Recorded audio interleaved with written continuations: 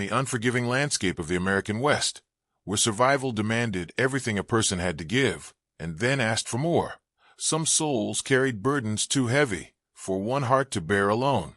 This is the story of Claire Morrison, a woman whose spirit had been broken by loss and hardship, and Jack Sullivan, a quiet cowboy who understood that true strength wasn't about standing alone.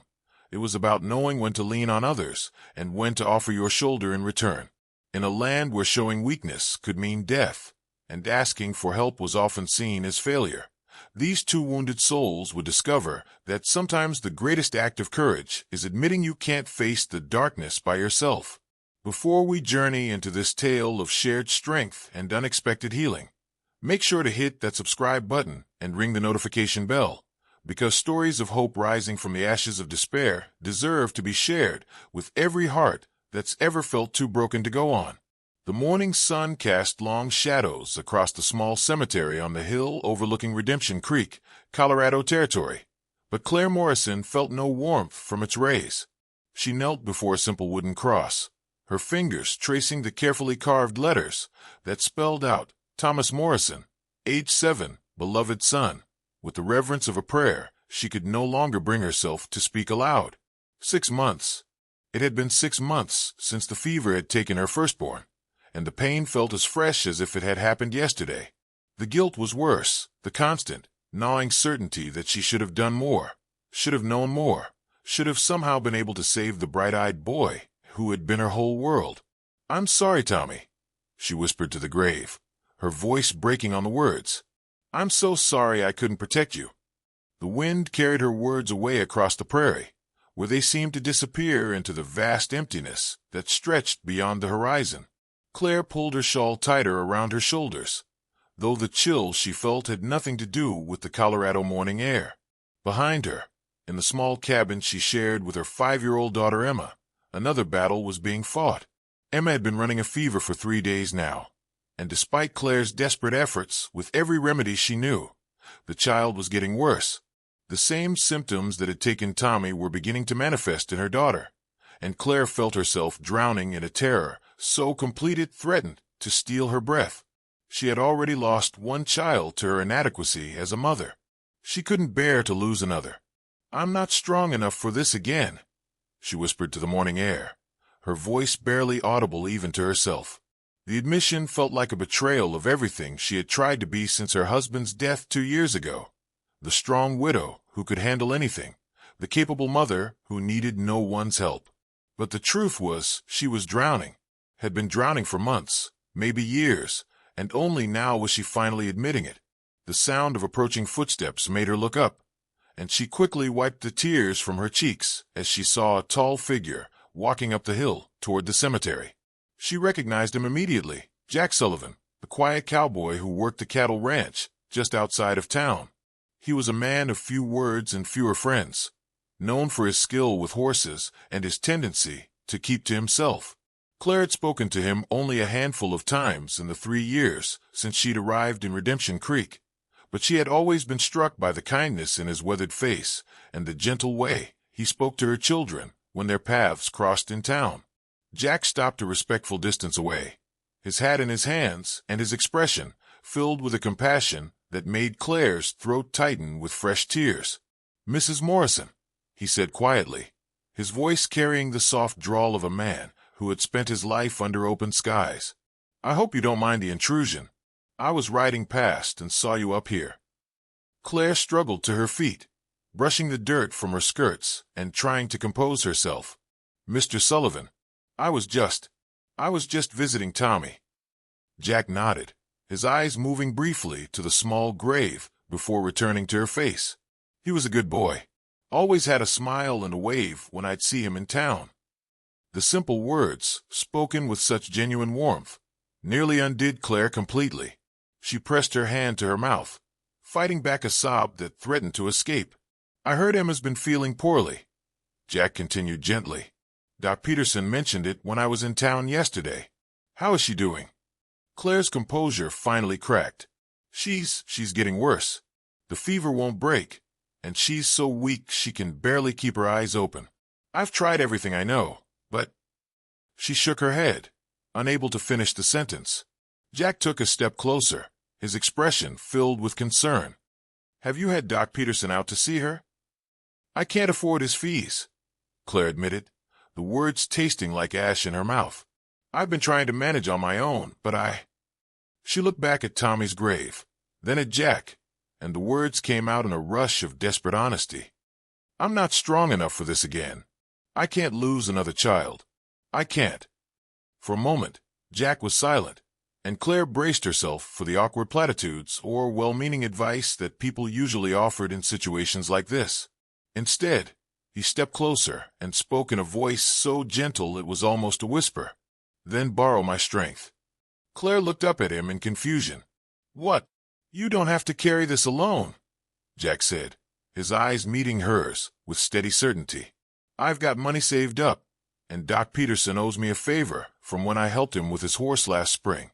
Let me get him out to see Emma. Let me help." Claire shook her head instinctively. "I can't ask you to do that. You barely know us, and I have no way to repay." "You're not asking," Jack interrupted gently. "I'm offering, and there's nothing to repay. Sometimes people need help, and sometimes other people are in a position to give it. That's just how it works." Claire stared at him, searching his face for some sign of pity or condescension, but finding only genuine concern and a quiet strength that seemed to radiate from him like warmth from a fire. "Why?" she asked finally. "Why would you do this for us?" Jack was quiet for a long moment, his gaze moving out over the prairie before returning to her face. "Because I know what it's like to feel like you're drowning," he said simply. "And I know what it's like to wish someone would throw you a rope." There was something in his voice, a depth of understanding that spoke of his own experiences with loss and struggle, that made Claire realize this man knew exactly what she was going through. "I don't know how to accept help," she admitted, her voice barely above a whisper. "I've been on my own for so long, I've forgotten how to let anyone else carry part of the load." "Then let me teach you," Jack said, and there was something in his tone that made it sound less like an offer and more like a promise. "Starting with getting Doc Peterson out to see Emma. Right now." Claire looked back at Tommy's grave one more time, then at the man standing before her with his hand extended and his heart open. For the first time in months, she felt something other than despair, a tiny flicker of hope that maybe, just maybe, she didn't have to face this nightmare alone. "Okay," she whispered, placing her hand in his. "Okay." As they walked down the hill together toward town, Claire felt some of the crushing weight she had been carrying begin to lift from her shoulders. She was still terrified for Emma, still haunted by the loss of Tommy, but for the first time since the fever had started, she felt like she might actually have a chance of saving her daughter. And it was all because a quiet cowboy had seen her drowning and thrown her exactly the rope she needed. Doc Peterson arrived at Claire's cabin within the hour, his medical bag in hand and his expression serious, but not unkind. Jack had ridden hard to fetch him, and the urgency in the cowboy's voice had been enough to make the doctor drop everything and come immediately. Claire led them into the small back room, where Emma lay on her narrow bed, her small face flushed with fever and her breathing shallow and labored. The sight of her daughter so still and pale sent a fresh wave of terror through Claire's chest, but Jack's steady presence beside her kept her from falling apart completely. Doc Peterson set down his bag and began his examination with the methodical care of a man who had seen too much suffering to rush through the process. He checked Emma's temperature, listened to her breathing, and examined her throat and ears while Claire hovered nearby, her hands clenched so tightly her knuckles were white. "How long has she been like this?" Doc Peterson asked, his voice professionally calm. 3 days, Claire replied, her voice tight with worry. "The fever started Monday night, and it's just been getting worse. She won't eat, can barely keep water down, and she's been sleeping almost constantly." The doctor nodded, continuing his examination. "Any rash? Complaints of headache or stomach pain?" "No rash," Claire said. "But she did say her head hurt yesterday before she stopped talking much at all." Jack stood quietly in the corner, his hat in his hands and his eyes fixed on the small figure in the bed. There was something about the way he watched Emma that spoke of genuine concern, not just polite interest, and Claire found herself grateful for his presence in a way that surprised her. After what felt like an eternity, Doc Peterson straightened up and began packing his instruments back into his bag. "It's not the same fever that took Tommy," he said gently, and Claire felt her knees nearly buckle with relief. "This is something different, still serious, but treatable if we act quickly." "What is it?" Claire asked, her voice barely above a whisper. "Pneumonia," Doc Peterson replied. "Her lungs are congested, which is why her breathing is so labored. The good news is that I've seen this before, and I know how to treat it. The bad news is that it's going to require constant care for the next several days." Claire nodded eagerly. "Tell me what to do. I'll do anything." Doc Peterson pulled a small bottle from his bag and handed it to her. "This is a tincture that will help break up the congestion in her lungs. 3 drops in water every 4 hours, no more, no less. Too much and it could be dangerous. Too little and it won't be effective." He reached into his bag again and produced a packet of herbs. "Make a tea from these and have her breathe the steam. It will help open her airways. And keep her warm, but not too warm. We want to break the fever, not feed it."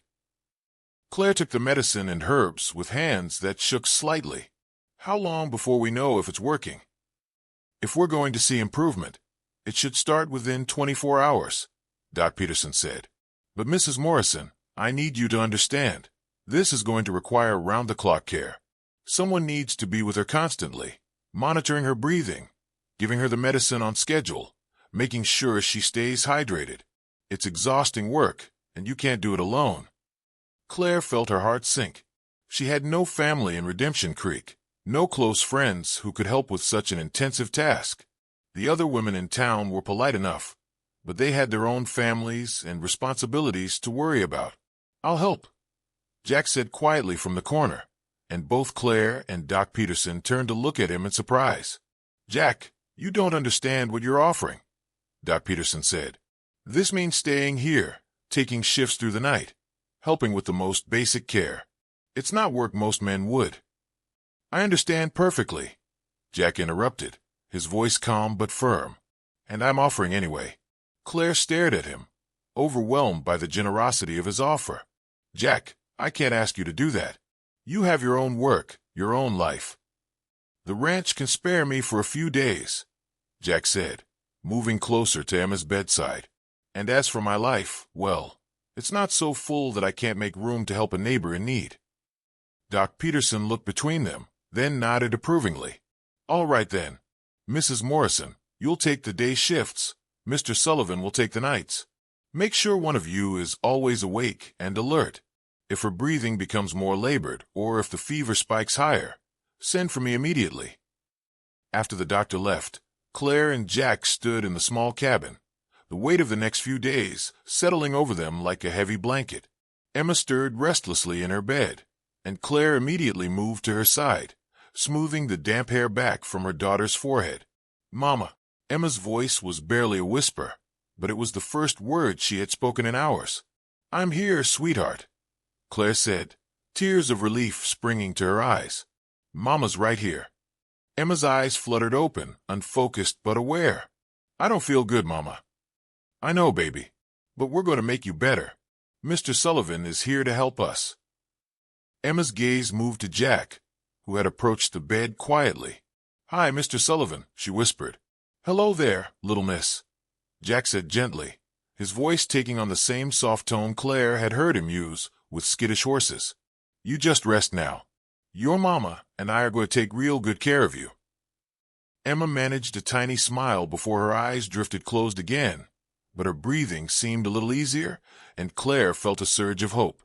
"Thank you," she said to Jack, the words carrying the weight of everything she couldn't express. "I don't know how to thank you for this." Jack shook his head. "No thanks needed. We're going to get through this together, and Emma's going to be just fine.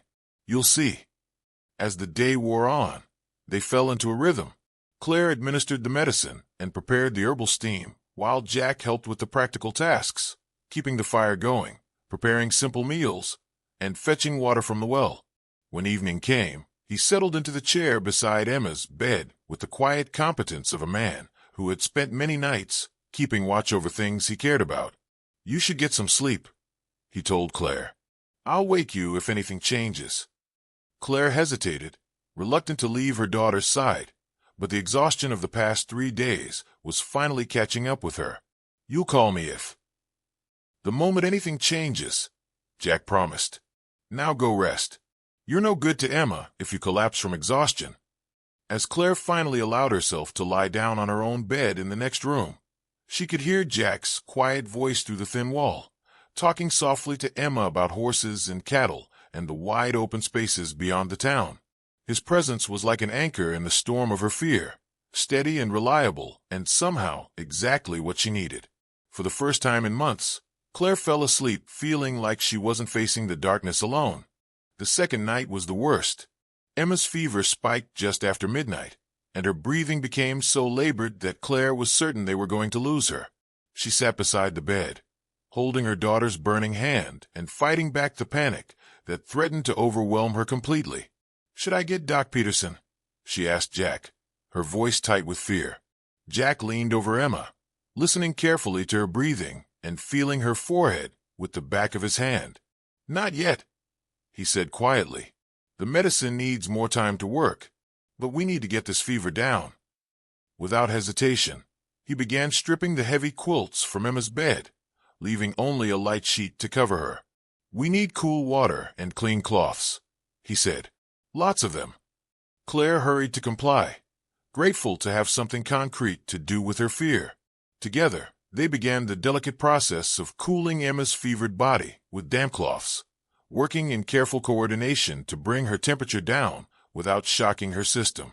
"Tell me about Tommy," Jack said quietly as they worked, his voice barely above a whisper. Claire's hand stilled for a moment. "What? Tell me about your son," Jack repeated gently. "What was he like?" Claire looked at him in confusion. "Why?" "Because you need to talk about him," Jack said simply.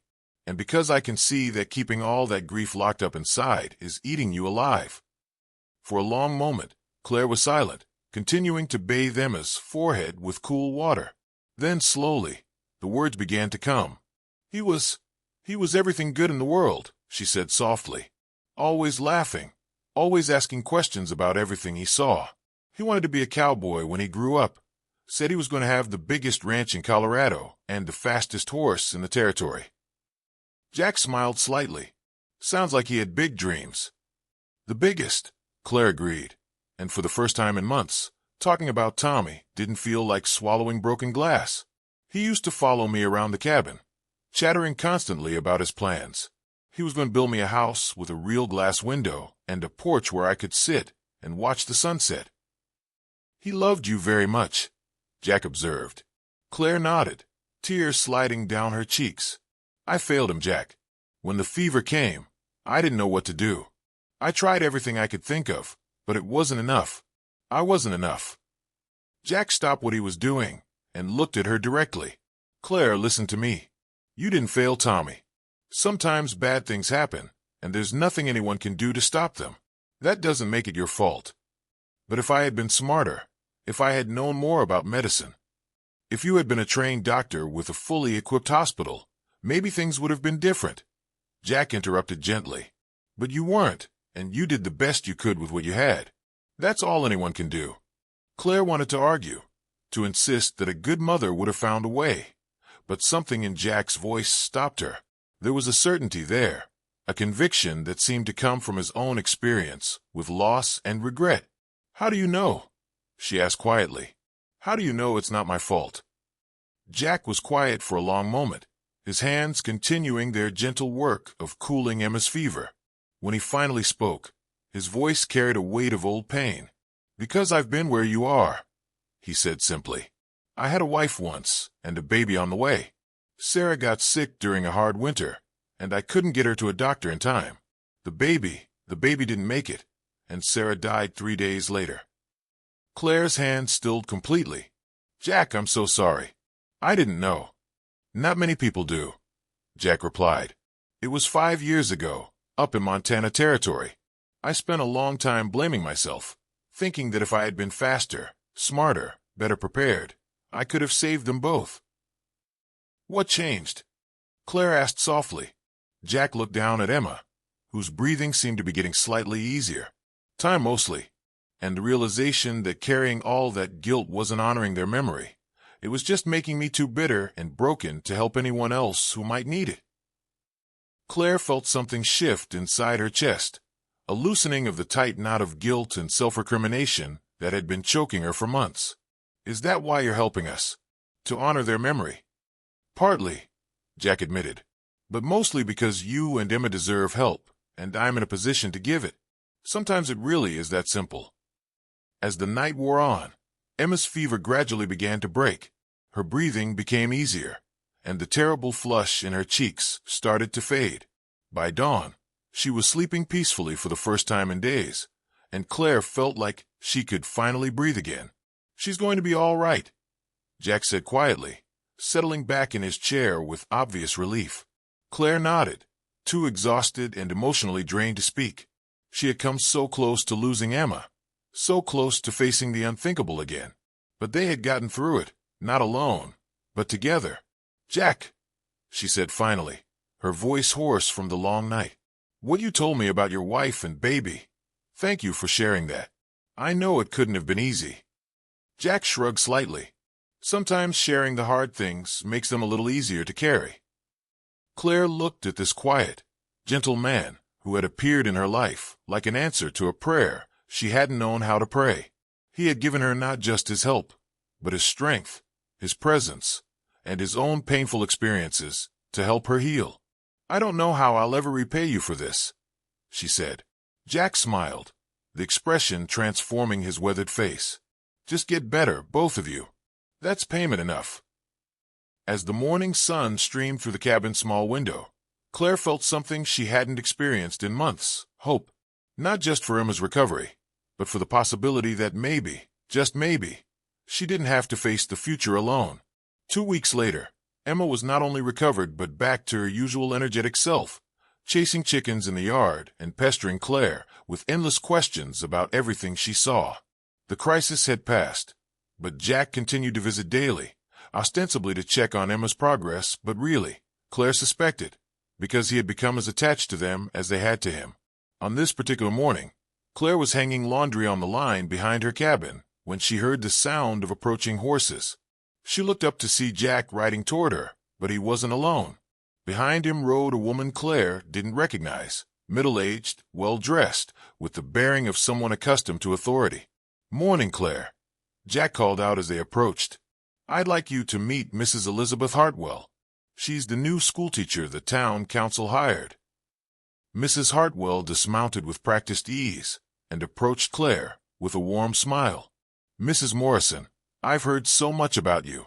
Mr. Sullivan tells me you have a daughter who might be ready for school." Claire glanced at Jack, confused. "Emma's only 5. I thought children had to be 6 to start school." "Normally, yes," Mrs. Hartwell replied. "But Mr. Sullivan mentioned that Emma is quite bright and that you've been teaching her to read at home. I'd be happy to evaluate her and see if she's ready to join the older children." Claire felt a flutter of excitement mixed with apprehension. She had been teaching Emma her letters and numbers, but the idea of formal schooling seemed like a luxury she couldn't afford. "I'm not sure I can manage the fees," Claire said hesitantly. Mrs. Hartwell waved a dismissive hand. "The town council has established a fund to help families who might otherwise be unable to afford education. Your daughter's schooling would be completely covered." Claire looked at Jack suspiciously. "And I suppose you had nothing to do with this fund?" Jack's expression was carefully innocent. "I might have mentioned to a few people that the town could benefit from investing in its children's education." Before Claire could respond, Emma came running around the corner of the cabin, her face bright with curiosity about the visitors. "Mama, who are these people?" "Emma, this is Mrs. Hartwell," Claire said. "She's a teacher, and she'd like to meet you." Mrs. Hartwell knelt down to Emma's level, her expression kind and patient. "Hello, Emma. Your mother tells me you've been learning to read. Would you like to show me?" Emma nodded eagerly and ran into the cabin, returning moments later with the worn book of fairy tales that had been her most prized possession since Tommy's death. She opened it to a familiar page and began to read aloud, her small voice clear and confident. Mrs. Hartwell listened with obvious delight, occasionally asking Emma questions about the story that the child answered with enthusiasm and insight. When Emma finished, the teacher looked up at Claire with genuine admiration. "Mrs. Morrison, you've done an excellent job with her education. Emma is more than ready for formal schooling. In fact, I think she could probably skip ahead a year or two if she wanted to." Claire felt a surge of pride mixed with sadness. Tommy had been just as bright, just as eager to learn. He would have loved school, would have thrived under Mrs. Hartwell's patient guidance. As if reading her thoughts, Jack moved closer and spoke quietly. "Tommy would be proud of how well you've taught Emma, and he'd want her to have every opportunity to learn and grow." Claire nodded, blinking back tears. "When would she start?" "Next Monday, if that suits you," Mrs. Hartwell replied. "School runs from 8 in the morning until 3 in the afternoon, Monday through Friday." After Mrs. Hartwell left, promising to prepare a special place for Emma in her classroom, Claire and Jack sat on the cabin's small porch watching Emma play in the yard. "You arranged all of this, didn't you?" Claire asked. "The fund, Mrs. Hartwell's visit, everything." Jack shrugged. "I might have suggested that the town needed to do better by its children, and I might have mentioned that there was a particularly bright little girl who deserved a chance at a good education." Claire shook her head in amazement. "You never stop, do you? Always looking for ways to help." "It's not just about helping," Jack said quietly. "It's about building something better. This town, this community, it could be a place where children like Emma and Tommy can grow up safe and happy and full of possibilities. But that only happens if people are willing to invest in each other." Claire looked at him, this quiet cowboy who had appeared in her life at her darkest moment and somehow managed to not just save her daughter, but give them both a future worth looking forward to. "Jack," she said carefully, "what happens now? Emma will be in school. She's healthy again, and I'm stronger than I was. You've done everything you set out to do." Jack was quiet for a long moment, his gaze fixed on Emma as she chased a butterfly through the wildflowers that grew beside the cabin. "I suppose that depends," he said finally. "On what?" Jack turned to look at her, and Claire saw something in his eyes that made her heart skip a beat. "On whether you think you might have room in your life for a cowboy who's gotten pretty attached to you and Emma." Claire felt her breath catch. "Jack, are you saying?" "I'm saying that I came here to help you through a crisis. But somewhere along the way, this started feeling like home," Jack said, his voice gentle but certain. "I'm saying that I'd like to court you properly, if you'll have me. I'd like to be part of Emma's life, and yours, for as long as you'll let me." Claire looked at this man who had taught her that accepting help wasn't weakness, but wisdom, who had shown her that she didn't have to carry her burdens alone. The thought of building a life with him, of giving Emma the father figure she deserved and herself the partner she had never dared to hope for, filled her with a warmth that had nothing to do with the afternoon sun. "I'd like that," she said softly. "I'd like that very much." Jack's smile was like sunrise after the longest night. "Then I guess we'd better start planning a future together." As Emma ran toward them, her arms full of wildflowers and her face bright with joy, Claire felt the last of the crushing weight she had carried for so long finally lift from her shoulders. She had learned that strength didn't always mean standing alone. Sometimes it meant having the courage to lean on someone else, to accept help when it was offered, and to believe that tomorrow could be better than today. And sometimes, if you were very lucky, it meant finding someone who would stand beside you through whatever storms might come, offering their strength when yours faltered and accepting yours when they needed it in return. In the distance, the sun was setting over the Colorado prairie, painting the sky in shades of gold and crimson. It was the same sky that had witnessed her darkest moments, but now it seemed to promise nothing but bright tomorrows ahead. And there you have it, folks. A powerful reminder that true strength isn't about facing life's challenges alone, but about having the courage to accept help when it's offered and the wisdom to offer it in return. Claire Morrison learned that borrowing strength from others doesn't make you weak. It makes you human. And Jack Sullivan proved that sometimes the greatest gift you can give someone isn't solving their problems, but simply standing beside them while they find their own way through the darkness. If this story of shared burdens and unexpected love touched your heart, make sure to subscribe to our channel for more tales of hope and healing from the American frontier. Because in a world that often feels too harsh to bear alone, we all need reminders that there are still people willing to offer their strength when ours runs out. Until next time, remember that asking for help isn't giving up. It's the first step toward finding your way home.